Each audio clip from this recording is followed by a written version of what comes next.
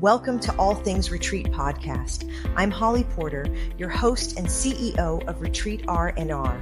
With over 25 years of experience in designing transformative retreats, I'm here to share insights and inspiration to help you create extraordinary experiences. Whether you're a pro or just starting out, you'll find valuable ideas here. Enjoy the ride. Let's dive in. Retreats are often designed to create space for healing, reflection, and transformation. But what actually helps someone feel safe enough to change, trust themselves again, and move forward in a new way? In today's conversation, we are exploring the connection between healing and the retreat experience, including how we can create environments that support resilience, self-empowerment, and meaningful personal transformation. Dr. Ann Alex is an author, speaker, and medical doctor whose work shaped as much by lived experience as by her medical training. After undergoing 3 major surgeries, she found herself questioning conventional ideas about health, resilience, and what it truly means to heal. That journey led to her book, New Paths, and a mission to help others navigate change with a greater clarity, courage, and self-trust. Anne speaks on self-empowerment, personal transformation, and intersection of medicine and lived experience, encouraging people to become active participants in their own health and well-being. Welcome to the show. Thank you so much for having me. And I forgot to ask you before we started, is it Anne or Annie? Both work. I go by both. Oh, okay. Well, if I butchered it, my apologies, but sometimes people don't care and other people are like, you said my name wrong. No, it's totally fine. Oh, so you hailed from, right now you are in Germany. Yes. I just finished med school here. That's where you finished school? Yes. Okay. Is that where you were born as well? Yes. I'm originally from Germany. I love it. It's so amazing to be able to talk to people. She mentioned that it's 9:00 at night where she's at. And so I was so grateful that she stayed up for us to be here. Lots of different time zones in the world. So let's talk about, you're both a medical doctor and someone who had personally experienced 3 major surgeries. How did becoming the patient change the way that you viewed medical and healing? Well, becoming a patient meant that I saw the entire system from the other side. So basically in med school, you see what the students have to do, what the doctors are doing. You see the workload of everyday life.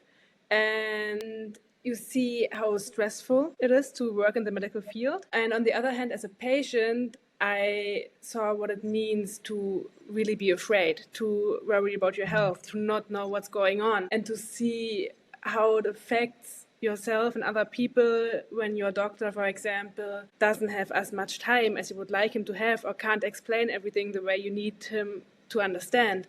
So I saw the struggles both sides have, and it helped me understand how to connect to people, how to connect to my patients better, because I know what it means to really be afraid and to really be in pain, especially. Yeah. Do you feel like that it gave you a bigger sense of compassion, maybe, as a doctor? It gave me a bigger sense of compassion and a bigger understanding of what patients go through.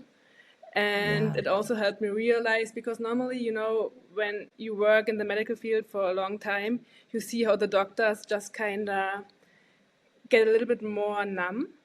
And we've been, actually, they tell us in med school that it's important to not feel with every patient, to, be a bit more distanced, because you have to protect yourself and you have to protect your peace of mind as well. But being a patient helped me realize that I don't want to go that way.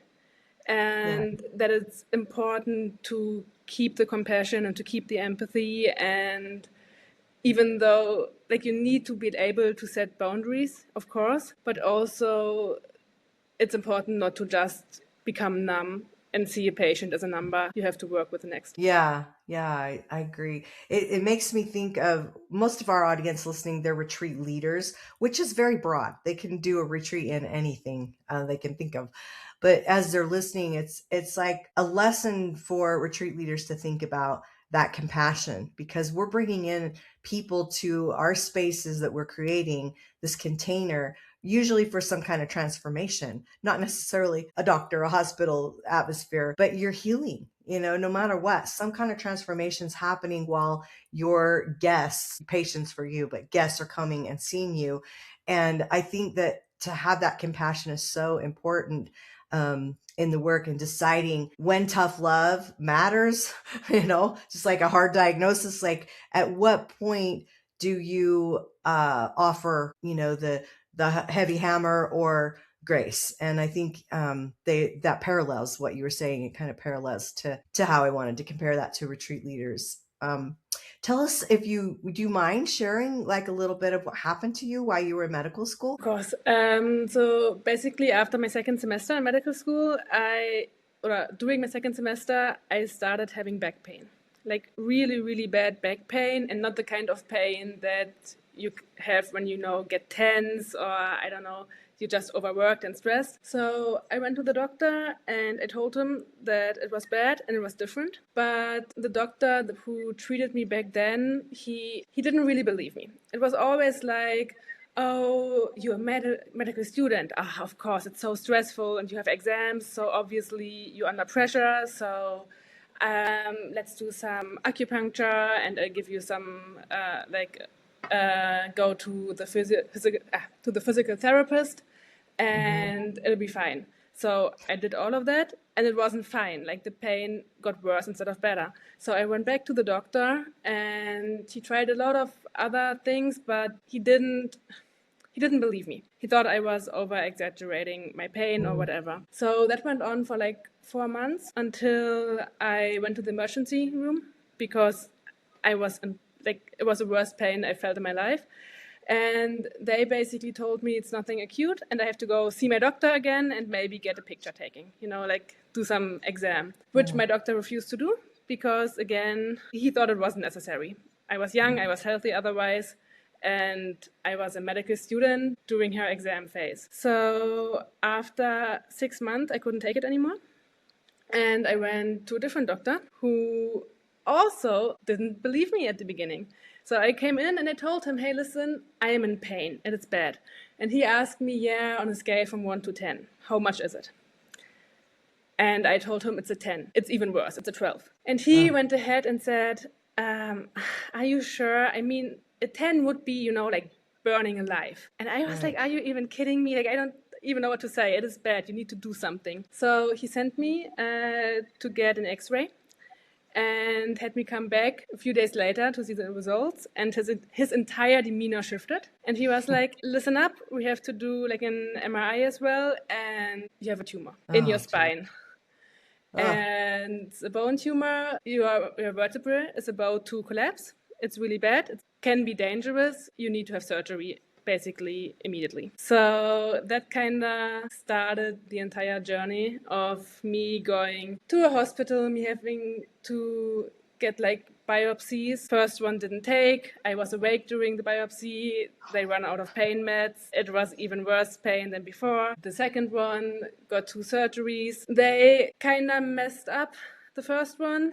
So they didn't damage the spinal nerve, but they compressed the spinal nerve, which led to even more pain after the surgeries. So we kind of went back and forth a while, and after 3 surgeries, I was officially done. I was told, you're young, go back into life. You don't need like rehabilitation or something. Just go back, do your thing, it'll be fine. And I went back into life, but it wasn't really fine. I had panic attacks a lot. I couldn't stand people touching me. I couldn't stand going to lectures or going in, like taking the tram or something when people were behind me. And that kind of opened up in a completely new world because I started looking for a lot of alternative approaches to healing and what else is out there. And my parents, they supported me through all of it. And they took me everywhere. Like we tried so many different things. My mom also works as a kinesiologist, which is, a different system, different approach to health as well. And we tried different healers. We tried, I don't even know, everything from light therapy. We did osteopathy, all kinds of, alternative approaches basically to see what could help. And that kind of opened me up to understand that conventional medicine is important and it has a lot of benefits, obviously. And for example, if you break your leg, you should go to a doctor and see if it can get fixed, but that there's an entire field of complementary medicine out there, of approaches that are not evidence-based, as people love to tell me.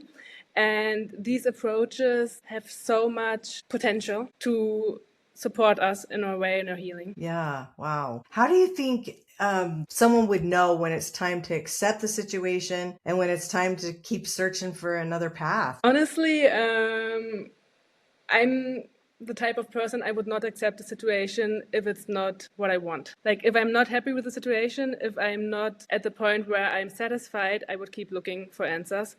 And I've talked to a lot of people who tell me they've tried everything and nothing helped. And I believe there is a way out there for everybody, and that it's important to keep looking until you find it. Yeah. And your mindset's so important and so involved in this. What do you think your beliefs you had to have to release in order to become the person that you are today? I stopped believing in the impossible. I started, and I'm still doing it. I started believing in everything. I started believing that everything is possible. I'm still skeptical about some things, obviously. And I think like a normal skepticism is important. But I've had an energy healer fix 80% of my pain in one session. I have no idea what she did. I have no idea what happened. I have no idea what she did, how she worked. It was crazy, like literally crazy, but it helped me.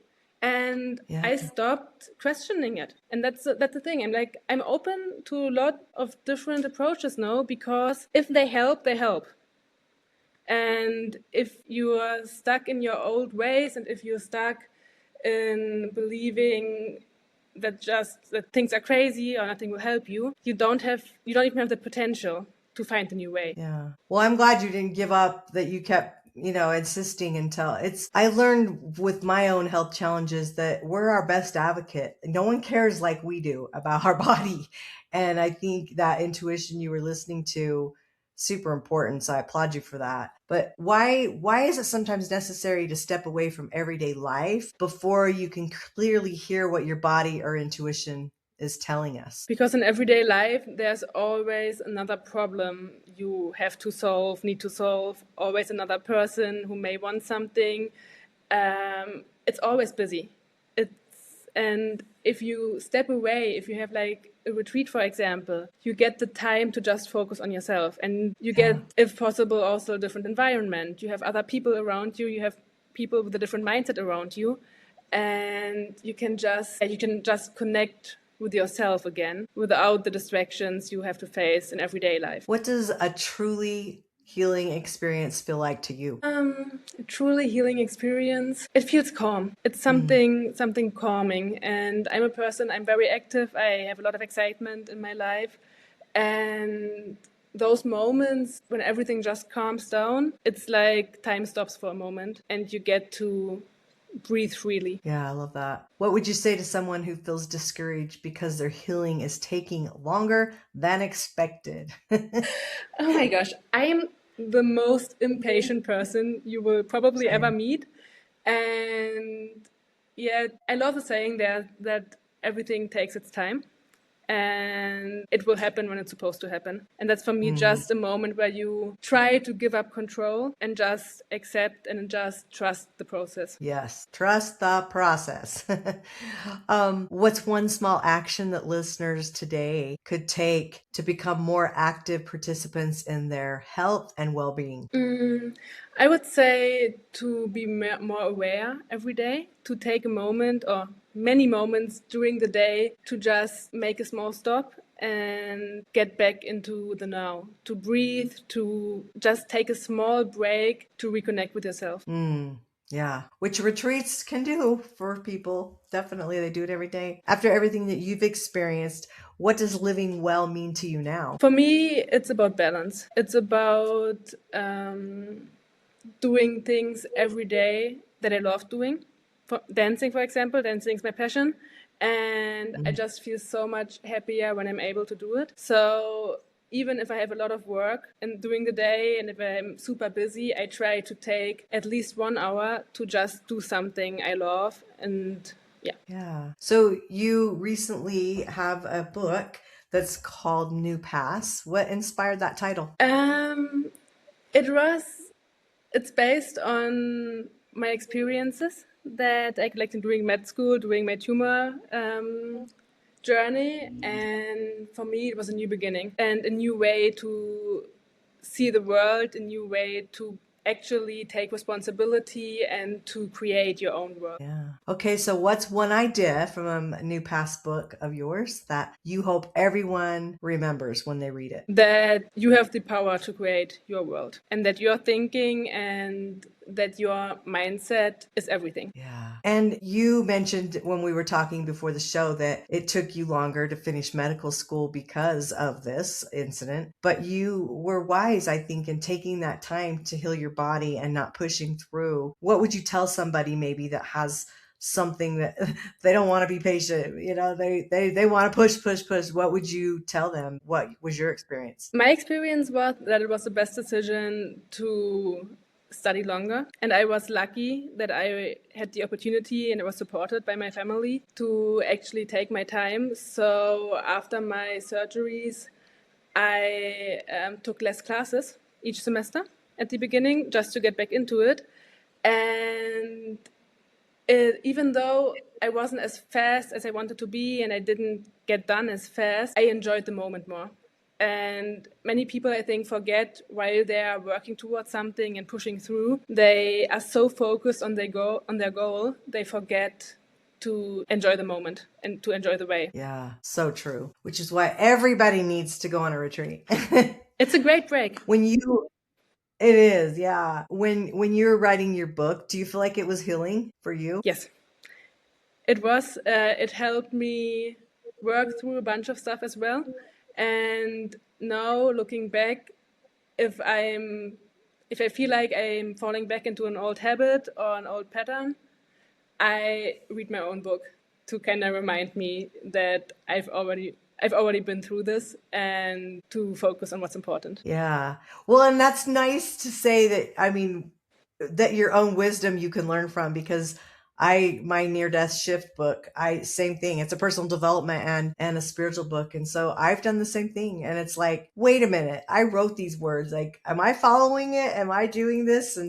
And sometimes we can be our worst critic, but we can also be our own best team player. Yes. Right. So what new path are you personally exploring right now?